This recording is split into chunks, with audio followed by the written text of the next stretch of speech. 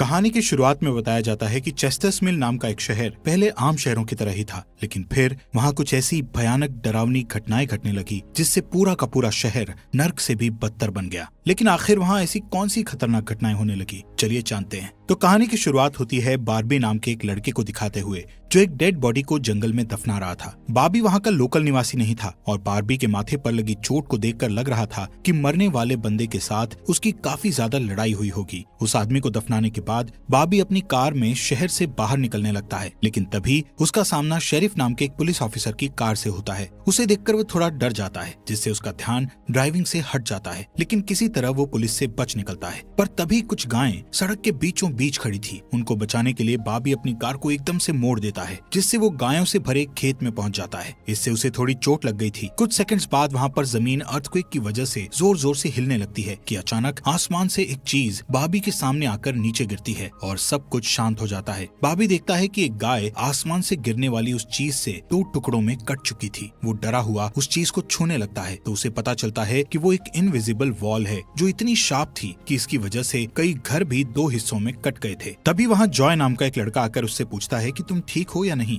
वो भी उस इनविजिबल दीवार को देखकर शॉक्ड रह जाता है। दूसरी तरफ शेरिफ और लिंडा को खबर मिलती है कि उस पूरे टाउन की पावर सप्लाई कट गई है, फोन लाइंस बंद हो गई हैं और इंटरनेट भी काम नहीं कर रहा है। यहाँ तक कि सारे सैटेलाइट कनेक्शंस भी काम करना बंद कर गए थे। तभी शहर के ऊपर से उड़ रहा एक प्लेन उस इनविजिबल वॉल से टकराकर क्रैश हो जाता है, जिसे देखकर लोग और भी ज्यादा घबरा गए थे और ये बात कंफर्म हो जाती है कि ये सिर्फ एक इनविजिबल दीवार नहीं बल्कि एक राउंड शेप डोम यानी गुम्बद है जिसने आधे शहर को कवर कर लिया है। वहीं दूसरी साइड हम एक रेडियो स्टेशन पर फिल और उसकी असिस्टेंट डोडी को देखते हैं जो सिग्नल लाने की कोशिश कर रहे थे। वो दोनों थोड़ा कंफ्यूज थे कि अचानक सिग्नल क्यों चला गया। यहाँ पर फिल को लगता है कि ये अच्छा मौका है उनकी रेडियो रेटिंग्स को हाई करने का, इसलिए वो दोनों सिग्नल को ठीक करने में लग जाते हैं। वहीं एक फायर ट्रक डोम की दूसरी तरफ से आ रहा था, जिसे देख बार्बी ट्रक वाले को इस इनविजिबल वॉल की तरफ इशारा करता हुआ उसे रुकवाकर क्रैश होने से बचा लेता है। थोड़ी देर बाद वहाँ इन्वेस्टिगेशन करने के लिए कुछ पुलिस वाले आते हैं, पर इस इनविजिबल डोम को समझना उनके बस की बात नहीं थी। उसी समय वहाँ पर एक शहर का काउंसिलमैन जिसका नाम बिग जिम था वो भी पहुँच जाता है, लेकिन उसे भी इस डोम के बारे में कुछ भी समझ नहीं आता। यहाँ पर पुलिस को इन्फॉर्मेशन मिलती है कि उस शहर की तरफ आने वाले सभी रास्तों को बंद कर दिया गया है क्योंकि उस डोम की वजह से बहुत सारे एक्सीडेंट हो रहे हैं। इसके थोड़ी दूर घर पर जूनियर नाम का लड़का एंजी नाम की लड़की के साथ इंटीमेट हो रहा था। एंजी पेशे से नर्स थी और जो की बड़ी बहन भी थी। इंटीमेट होने के बाद जूनियर एंजी से कहता है कि मैं तुमसे बहुत प्यार करता हूँ, लेकिन एंजी उसे कहती है कि वो उसके लिए ऐसा कुछ फील नहीं करती। इससे जूनियर का दिल टूट जाता है और उन दोनों में बहस होने लगती है। यहाँ पर उनकी बहस इतनी बढ़ जाती है कि एंजी उसे थप्पड़ मारकर वहाँ से चली जाती है। इसके बाद हम 3 लोगों की फैमिली को देखते हैं, जिसमें मदर कैरोलीन, एलिस और उन दोनों की बेटी नोरी उसी टाउन की तरफ जा रही थी। उन्हें इस बात की खबर नहीं थी कि डोम ने उस टाउन को कवर किया हुआ है। दूसरी तरफ हम जूलिया नाम की एक इन्वेस्टिगेटिव रिपोर्टर को देखते हैं जिसका चेस्टर्स मिल शहर में बहुत नाम था। एक दिन एक औरत उसे एक सीक्रेट खबर देने के लिए कॉल करती है। वो औरत उसे बताती है कि उसने उस वीक चेस्टर्स मिल में प्रोपेन से भरे 6 ट्रक को जाते हुए देखा है और उसके हिसाब से इतनी बड़ी क्वांटिटी में प्रोपेन जैसे फ्यूल का शहर में आना किसी खतरनाक प्लान का हिस्सा हो सकता है। जूलिया उस औरत को इस बारे में इन्वेस्टिगेशन करने का वादा करती है, पर वो अपने काम में ज्यादा बिजी होने के कारण उस पर ध्यान नहीं दे पाती। वहीं बिग जिम रेडियो स्टेशन जाकर इमरजेंसी की अनाउंसमेंट करता है। कैरोलीन जो एलिस और नॉरी के साथ शहर में आ रही थी ये अनाउंसमेंट सुन लेती है, पर उन्हें लगता है कि ये किसी तरह का एडवर्टीजमेंट है, इसलिए वो इस अनाउंसमेंट पर ध्यान नहीं देती और उनकी कार डोम से टकराते टकराते बचती है क्योंकि उससे पहले दूसरी तरफ से आ रहा एक ट्रक डोम से टकराकर क्रैश हो जाता है, जिसे देखकर वो तुरंत अपनी कार की ब्रेक लगा देती है। इतने बड़े इंसिडेंट को देखकर नॉरी के दौरे पड़ने लगते हैं, जिससे वो बेहोश हो जाती है, लेकिन बेहोश होने से पहले वो किसी पिंक स्टार के बारे में कहती है। अब यहाँ से नॉरी को जल्दी से हॉस्पिटल में ले जाया जाता है, जो कि टाउन में होने वाली घटनाओं से घायल हुए लोगों से भरा पड़ा था। वहीं जूलिया और बार्बी घायल हुए लोगों को हॉस्पिटल ला रहे थे। इसी हॉस्पिटल में जूलिया का हस्बैंड भी डॉक्टर था। वो उससे मिलने जाती है, लेकिन उस वक्त उसका हस्बैंड हॉस्पिटल में नहीं था। हॉस्पिटल में जूलिया को पता चलता है कि उसका हस्बैंड संडे को कभी काम नहीं करता था, पर वो जूलिया को हमेशा झूठ बोलता आ रहा था। हॉस्पिटल के बाहर हम बार्बी और एंजी को मिलते हुए देखते हैं। दोनों को साथ देखकर जूनियर के अंदर एक अलग सी जलन पैदा होती है। वहीं अब टाउन के बॉर्डर्स को सैनिकों द्वारा सील कर दिया जाता है। बहुत सारे साइंटिस्ट और एक्सपर्ट्स को भी इस अजीबोगरीब मुसीबत का असल कारण नहीं पता चलता। पर कुछ घंटों बाद बिग जिम प्रोपेन के बारे में बात करने के लिए शेरिफ से मिलता है। यहाँ पर उनकी बातों से हमें पता चलता है कि उनको इस डोम के बारे में पहले से थोड़ा बहुत पता था, पर वो इस पर खुलकर बात नहीं कर रहे थे। वहीं बॉबी को उस टाउन में एक दिन के लिए रुकना था, पर उसके पास ठहरने के लिए कोई जगह नहीं थी, इसलिए वो अपनी कार में ही रात बिताने का फैसला करता है। तभी जूनियर उसके पास आता है और उसे एंजी से दूर रहने को कहता है। धीरे धीरे उसकी बात धमकी में बदल जाती है। बॉबी हैरान होता है कि आखिर उसकी गलती क्या है। इसी बीच वहाँ जूलिया आ जाती है, जिससे वो झगड़ना बंद कर देते हैं। यहाँ से सीन शिफ्ट होता है और हम देखते हैं कि टाउन के ऐसे हालात से लापरवाह होकर एक जगह कुछ टीनेजर्स पार्टी कर रहे थे। इनमें जॉय भी था। जॉय एक लड़के से वहाँ के हालात पर बात करने लगता है, लेकिन अचानक जॉय को दौरा पड़ने लगता है और वो पिंक स्टार के बारे में बोलने लगता है, जैसे कि पहले नॉरी ने बोला था। वहीं जॉय की बहन एंजी घर पर अकेली होती है। तभी अचानक उसके घर में जूनियर घुसकर उसको किडनैप करके अपने फादर के टूटे फूटे शेल्टर में ले जाता है। यहाँ पर वो उसे बताता है कि मुझे पता है शहर को कवर किए इस डोम के बारे में।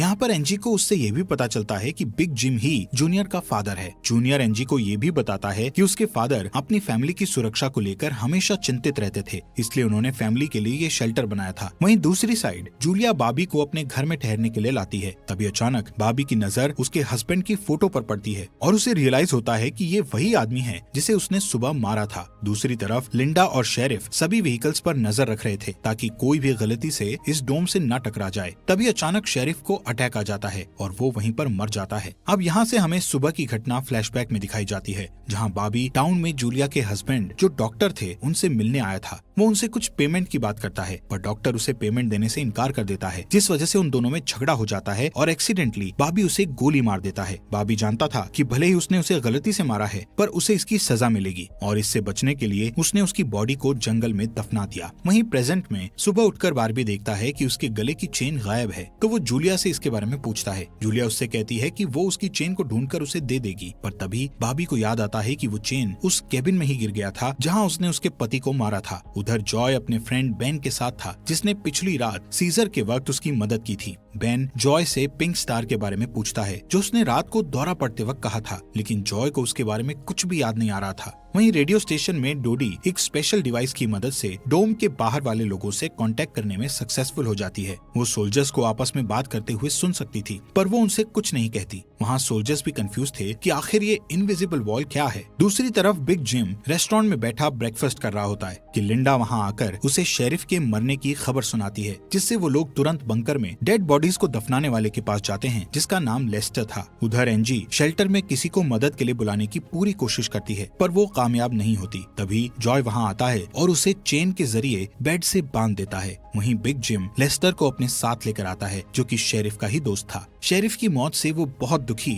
और परेशान हो जाता है। जब लिंडा उनके आसपास नहीं होती, तब वो और बिग जिम पिछले महीने होने वाले प्रोपेन के इंपोर्ट के बारे में बात करते हैं कि प्रोपेन के इंपोर्ट में उन तीनों का ही हाथ था और उन्होंने टाउन वालों से ये बात छुपाई थी। शेरिफ की मौत से ये कंफर्म हो गया था कि वो उनकी इन्वॉल्वमेंट के बारे में किसी को कुछ नहीं बता पाएगा, जो कि उनके लिए अच्छी खबर भी थी। उसी दिन बाद में लिंडा पुलिस स्टेशन आती है तो देखती है कि बिग जिम शेरिफ के ऑफिस में कुछ ढूंढ रहा है। लिंडा के पूछने पर जिम उसे कहता है कि वो वहाँ शेरिफ की वसीयत के पेपर्स ढूंढ रहा है, लेकिन असल में वो वहाँ प्रोपेन के इंपोर्ट से जुड़े पेपर्स को ढूंढने आया था, जो उसे और लेस्टर को परेशानी में डाल सकते थे। वो तुरंत बाहर आकर शेरिफ को बताता है कि मुझे लगता है वो पेपर शेरिफ के घर में होंगे, जिन्हें लाने के लिए वो लेस्टर को तुरंत उसके घर भेजता है। इसी बीच जूलिया जल्दी से रेडियो स्टेशन पर डोडी के पास जाती है, जहाँ वो देखती है कि वो लोग डिवाइस के जरिए डोम के बाहर खड़े सैनिकों की बातचीत सुन सकते हैं। उनकी बात सुनने पर जूलिया को पता चलता है कि वो लोग जमीन खोदकर डोम को बाहर निकालने की कोशिश कर रहे हैं, पर वो इस काम में कामयाब नहीं हो पा रहे हैं। इसके बाद जूलिया रेडियो के जरिए पूरे टाउन में डोम वाली खबर को फैला देती है, जिससे लोगों में डर पैदा हो जाता है और लोग घबरा जाते हैं। वहीं जॉय और बेन बॉर्डर के पास साइंटिस्ट को अपना काम करते हुए देखते हैं। साइंटिस्ट ये देखते हैं कि डोम के ऊपर पानी का क्या असर होता है, पर उन्हें ज्यादा कुछ समझ नहीं आ रहा था, जिससे वो किसी नतीजे पर नहीं पहुंच पाते। वहीं जॉय देखता है कि ये डोम एक छलनी की तरह है। वो बेन से बताता है कि इस डोम में से बिल्कुल मामूली सा पानी आर पार जा सकता है। दूसरी ओर बार्बी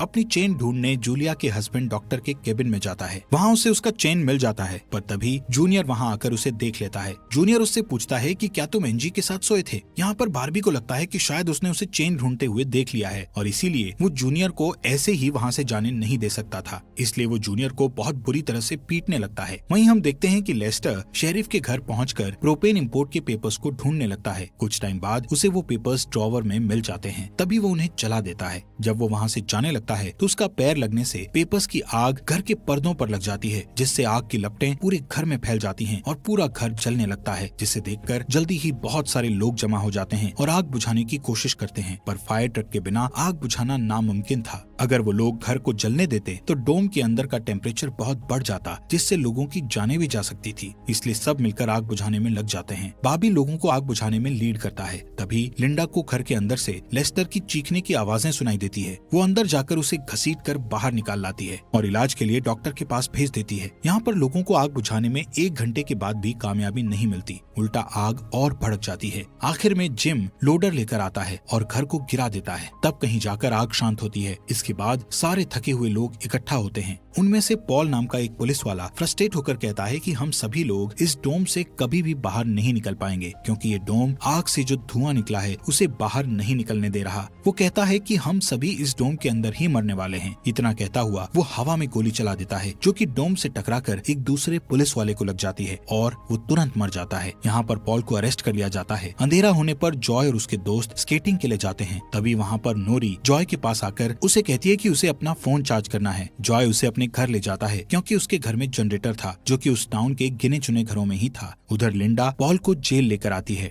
वहाँ कुछ लोग पुलिस स्टेशन के बाहर प्रोटेस्ट कर रहे थे। असल में वो लोग पुलिस के घटिया सिस्टम का विरोध कर रहे थे। जिम उन सबको ये कहकर शांत करता है कि जरूरत पड़ने पर उन सबकी मदद की जाएगी। लॉकअप में बंद होने के बाद पॉल को हार्ट अटैक आ जाता है, जिससे लिंडा उसकी मदद के लिए दौड़कर अंदर जाती है, लेकिन तभी उसे पता चलता है कि पॉल सिर्फ अटैक आने की एक्टिंग कर रहा था। इसी मौके का फायदा उठाकर पॉल उसे धकेलकर उसे लॉकअप में बंद करके वहाँ से भाग जाता है। इधर बंकर में जूनियर फिर से एनजी के पास जाता है। एनजी समझ चुकी थी कि अगर उसे यहाँ से निकलना है तो उसे जूनियर को झूठे जाल में फंसाना पड़ेगा, इसीलिए वो उससे अपने बचपन की यादें साझा करती है, जब वो दोनों एक बंद टनल में जाया करते थे, और कहती है कि हो सकता है डोम का टनल पर कोई असर नहीं हुआ हो, तो वो लोग बाहर जा सकते हैं। यहाँ पर एनजी सोचती है कि अब वो उसके प्यार के जाल में फंस गया है तो शायद वो उसे छोड़ दे, लेकिन ऐसा कुछ नहीं होता। जूनियर अकेले ही उस टनल में जाने का प्लान बनाता है। वहीं जिम जब पुलिस स्टेशन में आता है तो पॉल की जगह लिंडा को लॉकअप में बंद देखता है। वो तुरंत उसे लॉकअप से बाहर निकालता है। उन्हें पता चलता है कि पॉल अपने साथ एक राइफल और कुछ गोलियां लेकर गया है। लिंडा तुरंत उसकी तलाश में जंगल की ओर निकल जाती है, क्योंकि उसे पता था कि पॉल अक्सर शिकार करने जंगल की तरफ जाया करता था। वहीं जिम पॉल को पकड़ने के लिए एक टीम तैयार करता है। उधर रेस्टोरेंट में बैठी कैरोलीन को नॉरी की फिक्र हो रही थी, क्योंकि वो पिछली रात अपनी दोनों मदर्स को बिना बताए जॉय के घर रुक गई थी। वहीं जिम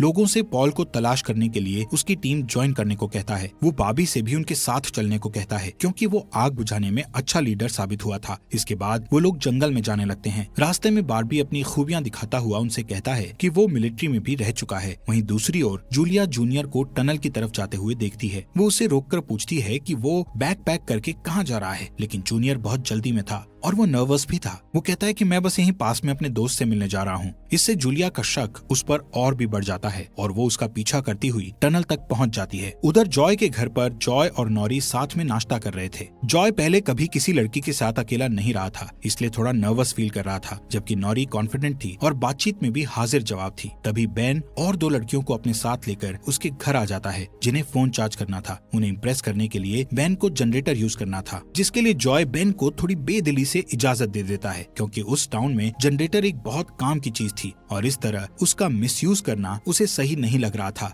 उधर जंगल में हम देखते हैं कि सर्च टीम पॉल को ढूंढ लेती है, पर उसी टाइम पॉल एक लड़के की टांग में गोली मार देता है। दूसरा लड़का भी उसे संभालने के लिए वहीं रुक जाता है, जबकि जिम और बार्बी पॉल के पीछे भागते हैं। दूसरी तरफ जूनियर टनल के आखिरी सिरे पर पहुंच जाता है, जहां पहुंचकर उसे पता चलता है कि डोम ने टनल को भी कवर किया हुआ है। वो दीवार के बिल्कुल करीब पहुंच जाते हैं, जिससे उसकी टॉर्च जलने लगती है। तभी जूलिया वहां आकर उसे वार्न करती है। जूलिया को देखकर जूनियर को बहुत गुस्सा आता है, क्योंकि वो उसका पीछा कर रही थी। इस बात से जूनियर पागलों की तरह उस इनविजिबल वॉल को मुक्के मारने लगता है, जिससे जूलिया उसे रोकती है। फिर दोनों बैठकर बात करने लगते हैं। जूलिया उसे बताती है कि अपने पास्ट में की गई एक गलती की वजह से वो जर्नलिस्ट की इस बेकार सी जॉब में फंस गई है। उधर जॉय का घर लोगों से भर जाता है, जो अपनी अपनी जरूरत के लिए उसके जनरेटर को यूज करने के लिए आए थे। एक बदमाश लड़का लोगों से जनरेटर यूज करने के बदले में पैसे वसूलने करने की कोशिश करता है, जो कि उसका था ही नहीं, लेकिन उसके खिलाफ बोलने की किसी में हिम्मत नहीं थी। ये देखकर नॉरी सब कुछ हैंडल करने के लिए आगे बढ़ती है, पर मामला और भी ज्यादा गर्म हो जाता है। लेकिन इससे पहले कि कुछ गलत होता तभी लाइट ही चली जाती है। नॉरी इस बात से बहुत खुश होती है कि जॉय ने उस बहस में उसका साथ दिया। वहीं जंगल में बॉबी और जिम पॉल तक पहुंच जाते हैं, पर पॉल ने अपनी राइफल निकाल रखी थी, जिससे वो जिम को मारने ही वाला था कि तभी पीछे से लिंडा आकर उसे शूट कर देती है। दूसरी साइड कैरोलीन जॉय के घर जाकर अपनी बेटी नोरी से मिलती है। वो नोरी से कहती है कि उसे थोड़ा जिम्मेदार बनना चाहिए। उसकी डांट सुनकर जॉय और नोरी एक दूसरे का हाथ पकड़ लेते हैं, जिससे एक स्ट्रेंज स्पार्क पैदा होता है और उसी वक्त दोनों को दौरे पड़ने लगते हैं। वो दोनों एक साथ किसी पिंक स्टार के बारे में बात कर रहे थे। उधर जूनियर शेल्टर में एनजी के पास जाता है, लेकिन इस बार उसके हाथ में फर्स्ट एड किट थी। एनजी उसके जख्मों पर मरहम पट्टी करती है और चुपके से सीजर अपने पास रख लेती है। वहीं हम देखते हैं कि जूलिया और बार्बी दिन भर की थकान के बाद वापस घर लौटते हैं, लेकिन जूलिया जूनियर की बातें सुनने के बाद से ही बार्बी पर शक करने लगी थी। और जब बार्बी नहाने जाता है तो